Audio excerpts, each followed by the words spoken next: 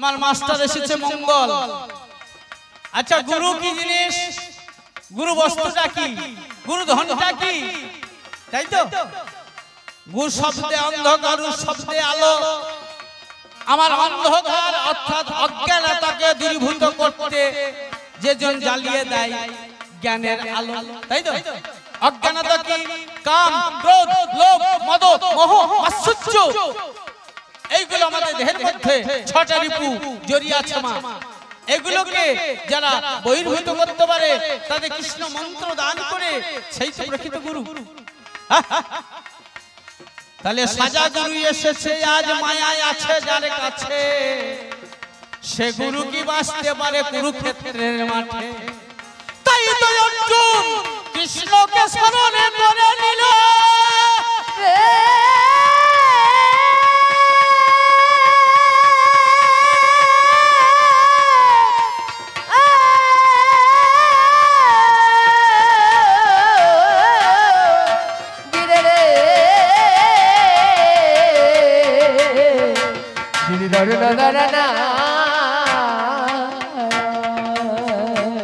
তাই অর্জুন সেদিন কৃষ্ণকে স্মরণ করে তুম থেকে বান দিয়ে কি করলেন?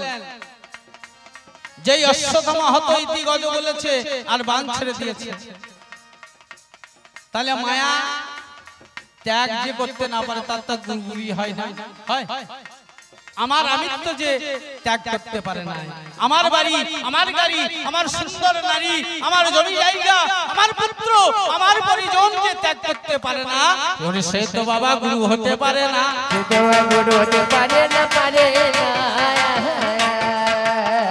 তুমি এমন কথা আর বলো না, সে তো বাবা গুরু হতে পারে না। ওরে 17 দিনের কথা গোয়া,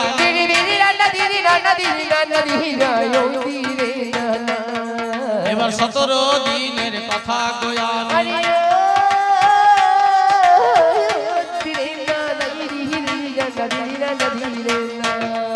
আমার একজন ভক্ত এলো,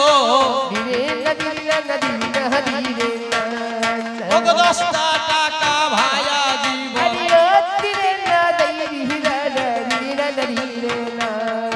আমায় দান করে গেল।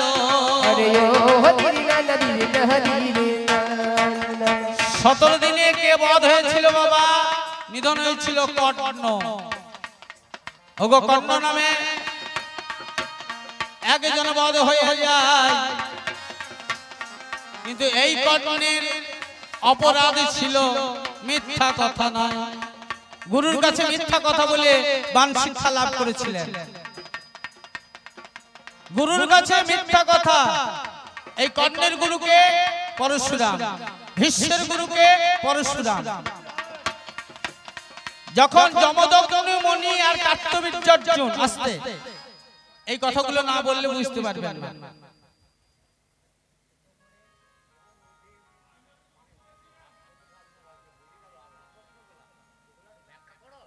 হ্যাঁ ওইগুলি তো বলছি, ওইটাই তো বলছি যে 10 দিনে, 15 দিনে, 17 দিনে আমি অন্যায় করেছি না কেউ বলেছে, তাহলে সেইগুলো তো তুলে ধরছি। কথা বুঝতে পারছেন কি মঙ্গল ভাই?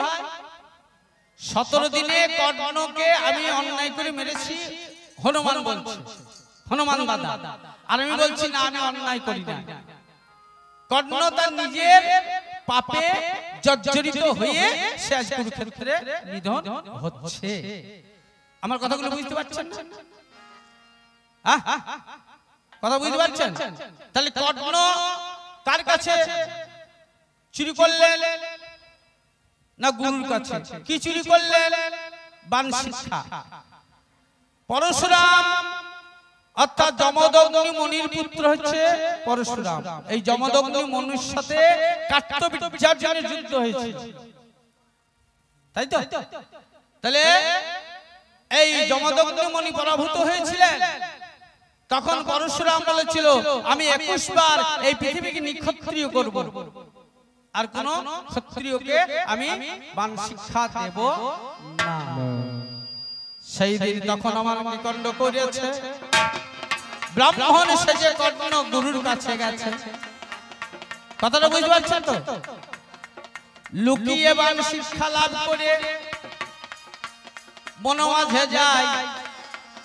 যেদিন কীট ভেদ করেছিল কর্ণের উরুদেশে, মিথ্যা কথা নয়, সেই উরুদেশে রক্ত বার হচ্ছে আর গুরুর চোয়ালে লেগেছে উষ্ণ রক্ত। তখন বলল, তুমি কে? সত্যি পরিচয় দাও। সেদিন বলল, আমি ক্ষত্রিয় তো নয়, ব্রাহ্মণ নয়। তাহলে কেন ধরা পড়ে গেল গুরুর কাছে? আচ্ছা, আমাদের এই পৃথিবী ঋতুমতি হয় কবে? মারা 11 বছর 11 মাস 27 দিনে প্রথম ঋতুমতি হয়। তারপরে প্রতি মাসে মাসে 48 থেকে 50 এর ভিতরে, তার মধ্যে আর কারো যায় না।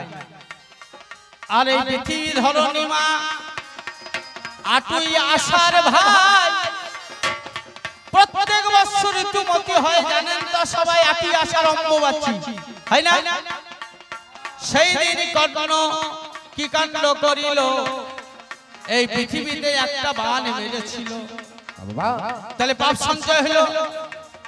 সেই পৃথিবী ধরণী মা বলেছিলেন যে তোমার মেদিনী গ্রাস করবে যেদিন তুমি যুদ্ধক্ষেত্রে যাবে। হলো এক ব্রাহ্মণে আর ব্রাহ্মণী, ছোট ছোট করে সাক্ষী, এক ব্রাহ্মণ আর ব্রাহ্মণী, অর্থাৎ তাদের একটা গাভী আর বাছুর ছিল। সেই বাছুর চটতে গিয়ে কর্ণের বানে নিধন হয়েছিল, ব্রাহ্মণের বাছুর। তখন ব্রাহ্মণ বলল, আমার এই বাছুরকে যে নিধন করেছে বান মেরে, ওরে তার পৃষ্ঠদেশে যেন বানে লাগে, পৃষ্ঠদেশে যেন বানে লাগে। আস্তে ক্লিয়ার হচ্ছে? কথাটা ক্লিয়ার হচ্ছে? তাহলে 3-4 জায়গায় কর্ণ নিজের অপরাধে আজকে কুরুক্ষেত্রে এসে মারা যাচ্ছে, কুরুক্ষেত্রে এসে মারা যাচ্ছে। এবার জাগে জাগে এসব কথা দিলাম, এখন ছাড়ি। আরো জিজ্ঞাসা করে গেছে, আমি প্রশ্ন এবার তুলে ধরি। দাদা গো,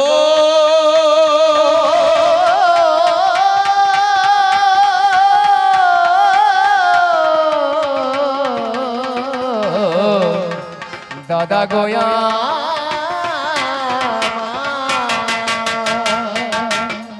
নিত্য ধন কৃষ্ণ ধন তারে তুমি পেলে,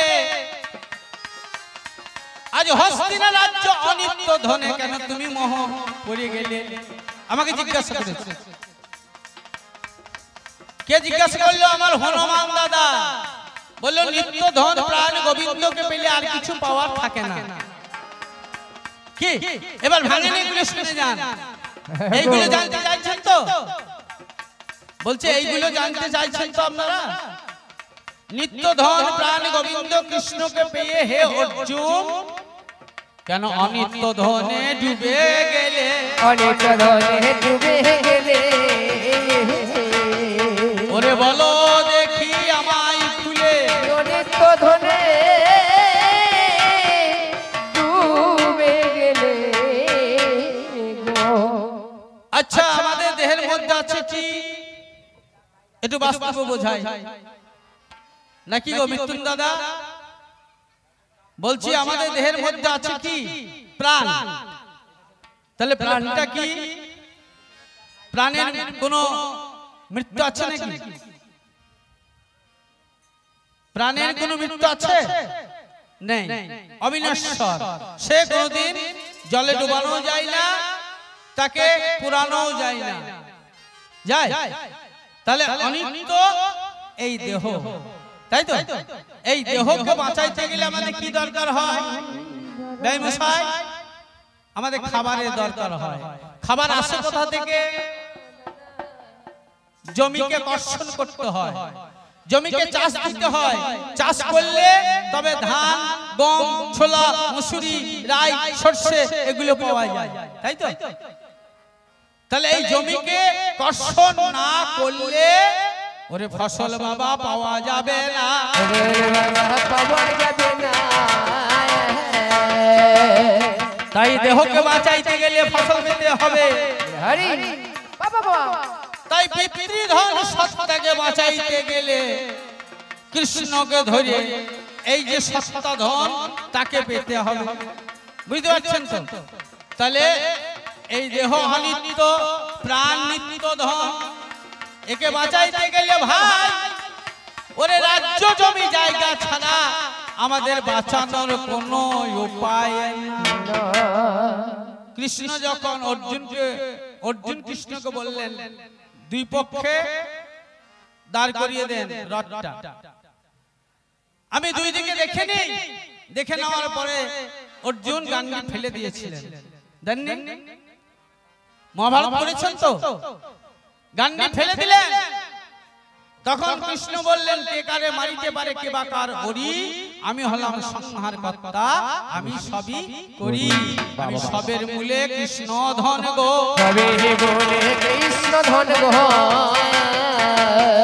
আমি তোমার কাছে বলে যাই গো, সবই মূলে কৃষ্ণ ধন গো। আর এক কথা আমার কাছে জিজ্ঞাসা করিল, আর এক কথা আমার কাছে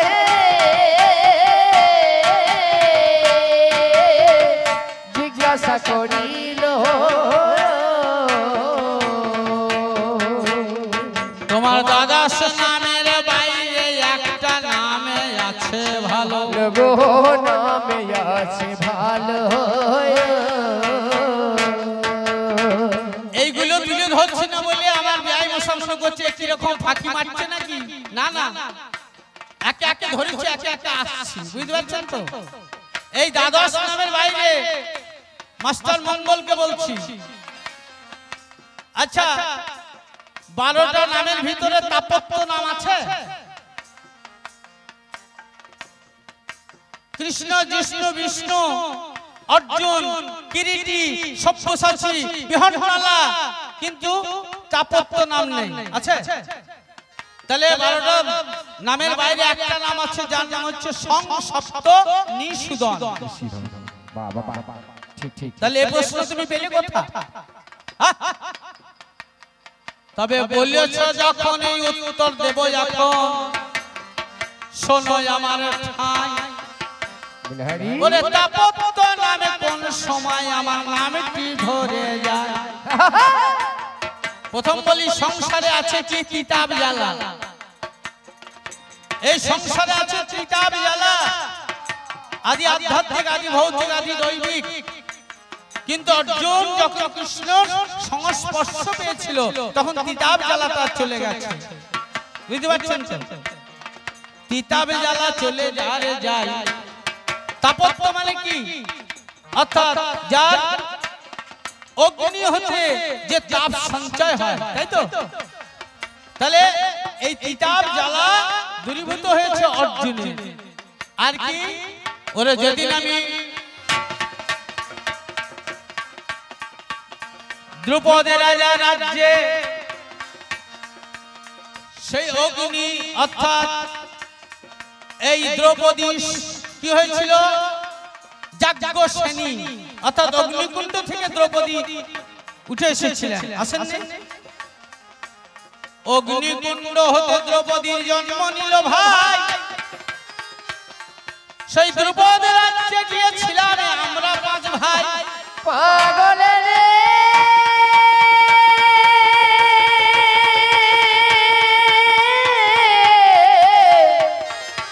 হনু দাদা,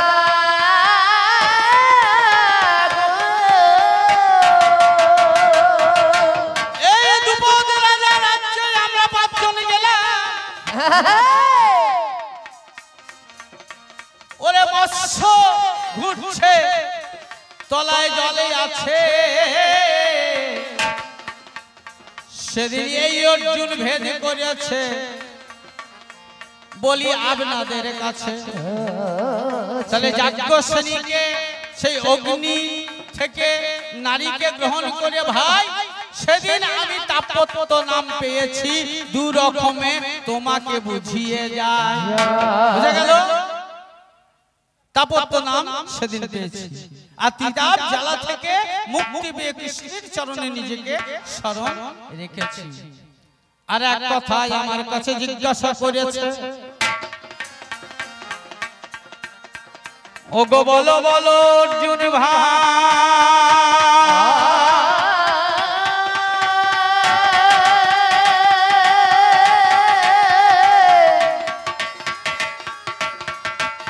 अरे जो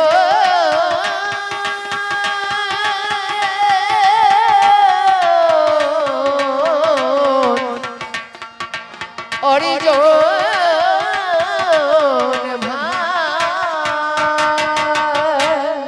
শেষের দাবি আমার কাছে বলে গেল, বলে একাম্র কাননে তোমরা 6 জন গিয়েছিলে ভালো, কৃষ্ণকে নিয়ে 7 জন। একাম্র কানন কে? যুধিষ্ঠির, ভীম, অর্জুন, নকুল, সহদেব, দ্রৌপদী আর ভগবান শ্রীকৃষ্ণ, তাই তো?